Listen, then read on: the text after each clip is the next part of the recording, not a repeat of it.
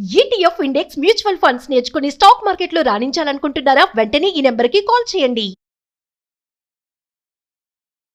నమస్తే, welcome back to Suman TV. Present మనతో పాటు ఉన్నారు 100x Vasu, modern mind motivator and modern mind happiness coach. నమస్తే వాసు గారు. నమస్తే నవీన గారు.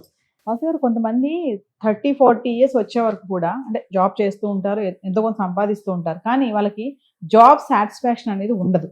అంటే నేను ఇది చేయాల్సిన జాబ్ కాదు, నేను ఏదో చేయాలి, ఇది చేస్తున్నాను తప్పట్లేదు అని అనుకునే వాళ్ళు కొంతమంది ఉంటారు. ఎందుకు అంటారు? అంటే అనుకున్నది ఎందుకు చేయలేకపోతున్నారు, ఏదో ఒకటి ఎందుకు చేయాల్సి వస్తుంది?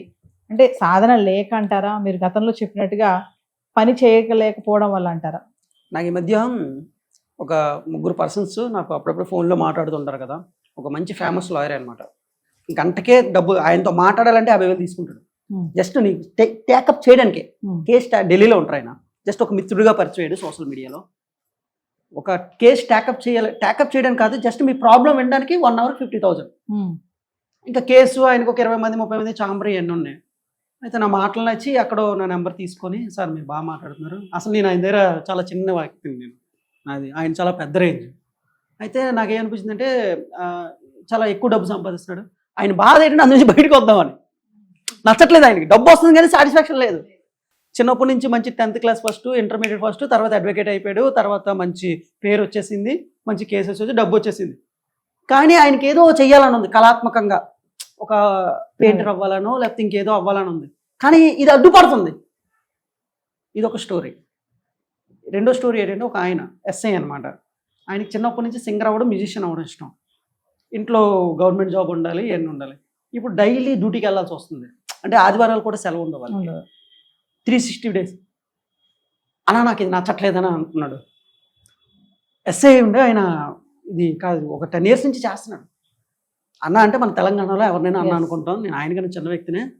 జస్ట్ సరదాగా మాట్లాడినప్పుడు ఇరుక్కుపోయాడు ఆయన కూడా. మనిషి ఎన్నాళ్ళు బతుకుతాం? 60 ఏళ్ళు 70 ఏళ్ళు. ఇంకొక ఆయనది వేరే ఫీల్డ్, ఆయన కూడా సేమ్ ఇంతే. కొన్ని దానికోసం ఇరుక్కుపోయాడు. సాఫ్ట్వేర్ ఇంజనీర్, నెలకు ఒక 3 లక్షల జీతం వస్తుంది. ఎప్పుడు బగ్స్ అన్నీ కొట్టుకుంటూ ఉండే సిస్టమ్ ముందే ఉండాలి. ఆల్రెడీ జాయింట్ పెయిన్ స్టార్ట్ అయ్యింది. వైఫ్ కూడా టైం ఇవ్వలేకపోతున్నాను. 3 లక్షల కోసం నా లైఫే పోయింది. నాకు ఒక ఫిలిం డైరెక్టర్ అవ్వాలని ఉండేది. నేను అన్నాను, నీకు అంత ఇష్టం లేనప్పుడు నువ్వు అందు నుంచి బయటకు వచ్చే కదా అన్నాను. అందు నుంచి బయటకు వచ్చాలంటే ఆల్రెడీ ఈఎంఐలు ఉంటాయి కదా, పెట్టుకునేది ఎవరు? నువ్వే కదా. నేనేం చెప్తానంటే అండి, డబ్బు సంపాదించాలి, జీవితంలో ఉన్న స్థానానికి వెళ్ళాలి, కానీ నీ యొక్క ప్యాషన్ నుంచి వెళ్ళాలి. అప్పుడు నువ్వు ఎప్పుడు కష్టపడాల్సిన అవసరం లేదు. అంటే నువ్వు ఎప్పుడు ఆటలా ఉంటుంది అనమాట. మనిషి ప్రపంచం యొక్క మెయిన్ సక్సెస్ ఎక్కడైతే ఉందంటే, అంటే మనిషి సాటిస్ఫాక్షన్తో కూడిన సక్సెస్, నీ అసలైన పని నువ్వు తెలుసుకున్నప్పుడు. నీ అసలైన పని ఎప్పుడు అంటే నచ్చిన పని, వచ్చిన పని, పనికి వచ్చిన పని. జపాన్లో ఒక ఫార్ములా ఉంటుందండి. వాళ్ళు 120 years 150 years కూడా 200 years కూడా బతుకుతారు. ఎందుకో తెలుసండి, వాళ్ళు ఎప్పుడు నచ్చిన పని చేస్తారు. అంటే వాళ్ళకి ఏ పని అయితే వచ్చో, ఏ పని అయితే ప్యాషన్ ఉందో ఆ పని చేసుకుంటూ వెళ్తారు. రిటైర్మెంట్ ఉండదు అక్కడ. సో ఇక్కడ ఏంటంటే, నీకు నచ్చిన పని ఒకటి ఉంటుంది. డబ్బు కోసం, ఈఎంఐల కోసం ఒక పని పెట్టుకుంటున్నావు. నువ్వు ఎప్పుడు బాస్ మీద తిట్టుకుంటూ పని చేస్తావా, సంతోషంగా పని చేస్తావా? నువ్వు సాయంత్రం 6-7 అవగానే ఎప్పుడు ఇంటికి వెళ్ళిపోవాలనిపిస్తుంది. అదే నీకు నచ్చిన పని అనుకోండి, 1 o'clock 2 o'clock వరకునే ఉంటావు నైట్. సో నువ్వు కోరుండి స్ట్రెస్ పెట్టుకుంటున్నావు. ప్రపంచంలో మీరు ఒకసారి హైటెక్ సిటీ, మన కోకాపేట లేదా గచ్చిబౌలి వైపు వెళ్ళండి. ఈవినింగ్ 6-7 అయితే డల్గా వస్తాయి ప్లేసులు. ఓన్లీ వారు సాటర్డే సండే వరకే హ్యాపీగా ఉంటారు. చాలా మిగతా అంతా స్ట్రెస్ఫుల్ లైఫే. దాన్ని బ్రేక్ చేసుకుని కొంతమంది సాఫ్ట్వేర్ ఇంజనీర్లు రోడ్డు మీద టిఫిన్ సెంటర్ పెడుతున్నారు, ఫుడ్ సెంటర్స్ పెడుతున్నారు, రకరకమైన 10 years అయిపోయింది స్టార్టప్లు పెడుతున్నారు, చాలా బయటకు వచ్చి పెడుతున్నారు. ఇక్కడ ఉద్యోగం ఎంత పెద్దదైనా బానిసత్వమే, వ్యాపారం ఎంత చిన్నదైనా స్వతంత్రమే. మళ్ళీ చెప్తున్నానండి, ఉద్యోగం ఎంత పెద్దదైనా బానిసత్వం, వ్యాపారం ఎంత చిన్నదైనా స్వతంత్రం. నా దృష్టిలో పానీపూరి అమ్ముకునేవాడు బెస్ట్. అంటే వాడు నెలకు 30,000 సంపాదించి అడిగాడు. బాస్ ఉన్నాడు, నేను అడుగుతా అప్పుడప్పుడు అని ప్రయోగాలు చేస్తుంటాను. నువ్వు ఎన్ని గంటలకు వస్తావు అన్న? మధ్యాహ్నం 3-4కి వస్తా. నైట్ ఎంతవరకు? 9 o'clock. ఎంత సంపాదిస్తావు అన్న? 5,000 సంపాదిస్తావు. 6,000 అన్ని పోను, నాకు ఒక 4,000 మిగులుతాయి. అంటే 4,000 into 30 days ఎంత?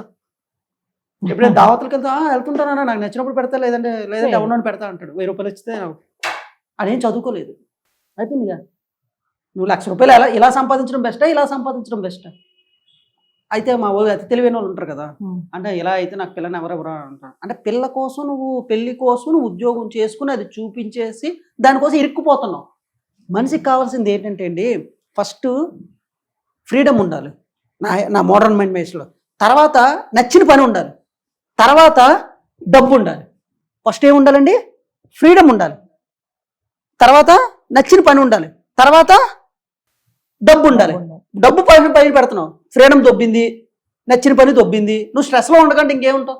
నువ్వు ఇప్పుడు అంత సంపాదిస్తున్నావు, 50 సంవత్సరాల తర్వాత బీపీ అనే బామ్మర్ది వస్తాడు, షుగర్ అనే తమ్ముడు వస్తాడు, వీళ్ళిద్దరు నీతో ఆడుకుంటారు. ఇవన్నీ అపోలో హాస్పిటల్కి దేనికో అప్పు పెట్టాలి. నువ్వు పోయింది మొత్తం, మనశ్శాంతి లేదు.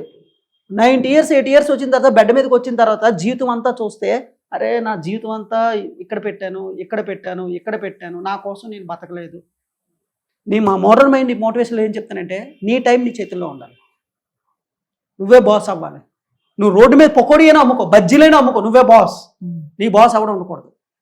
నీ టైం నీ చేతుల్లో ఉండాలి, నీ డెసిషన్ నీ చేతిలో ఉండాలి. ఈరోజు నేను పెట్టను, ఈరోజు నేను ఎక్కడికి వెళ్తాను, నీ డెసిషన్. అలాగే నీ సంపాదన నీ చేతిలో ఉండాలి. రోజుకి 1000 రూపాయలు సంపాదించడం, నేను ఎంతైనా సంపాదించుకుంటే ఎంత కష్టపడితే అంత ఉండాలి నాకు. ఈ 3 ఉండాలి. ఒకటేంటి, నీ టైం నీ చేతుల్లో ఉండాలి, నీ ఫ్రీడమ్ నీ చేతుల్లో ఉండాలి, నీ సంపాదన నీ చేతిలో ఉండాలి. ఎవడో డిసైడ్ చేయడం కాదు నీకు సాలరీ ఇవ్వడం అని, నువ్వు డిసైడ్ చేయడం. నా మోడర్న్ మైండ్ మోటివేషన్ ఏంటంటే, నిన్ను లిబర్టీ, విముక్తి చేయడం. నువ్వు ఎక్కడెక్కడైతే ట్రాప్కి గురైపో దాని నుంచి బయటికి తీయడం. ఎప్పుడో 50 సంవత్సరాలు నువ్వు విముక్తి పొందితే ఆ టైంలో నువ్వు హ్యాపీగా ఉంటే ఏంటి, హ్యాపీగా లేకపోతే ఏంటి. సో నీకు నచ్చిన పనిలో చేస్తే నువ్వు అద్భుతాలు సాధిస్తావండి. ఎందుకంటే నచ్చిన పనిలో నువ్వు టైం చూడు. ఆకలి వేసినా, దాహం వేసినా, ఆఖరికి నిద్ర వస్తున్నావు, ఆ పని చేస్తావు. నచ్చింది కాబట్టి. నీకు ఏదైనా ఫోన్ వస్తే నేను పనిలో ఉన్నాను అంటావు. అలాగే రిజల్ట్స్ కూడా అలాగే వస్తాయండి. ఎందుకు చెప్పండి, నువ్వు 100x ఎఫర్ట్స్ పెడతావు, దృష్టి మార్చకుండా ఎఫర్ట్ పెడతావు. నువ్వు ఈరోజు ఎందుకు రిజల్ట్ రావట్లేదో తెలుసండి, నీకు అది నచ్చిన పని కాదు, కేవలం డబ్బు కోసం పని చేస్తున్నావు. నువ్వు టైం అనమాట, ఇంత టైం. అదే నచ్చిన పని అనుకోండి, నువ్వు ఎక్స్ట్రా ఎఫర్ట్ పెడతావు, ఎక్సెప్షనల్ అవుతావు అనమాట.